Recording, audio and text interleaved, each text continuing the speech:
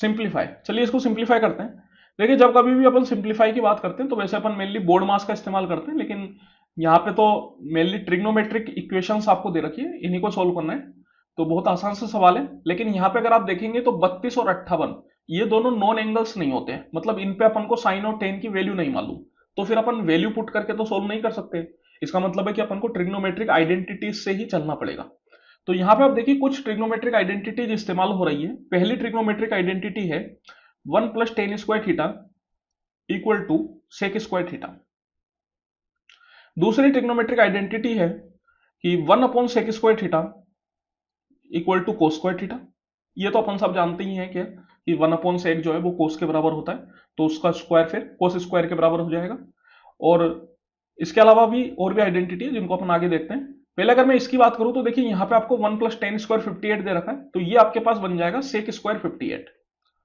तो ये आपके पास बन गया 1 अपॉन सेक स्क्वायर 58। और ये जो 1 अपॉन सेक स्क्वायर 58 है इसको आप बोल सकते हो कोस स्क्वायर 58। तो इस पूरे की वैल्यू जो है वो अपने पास बन गई कोस स्क्वायर 58। अब यहां पे अगर आप देखेंगे तो अपने पास है 1 माइनस साइन स्क्वायर 32। ये जो 1 माइनस साइन स्क्वायर 32 है, अपन जानते हैं कि 1 minus sine square theta is equal to cos square theta.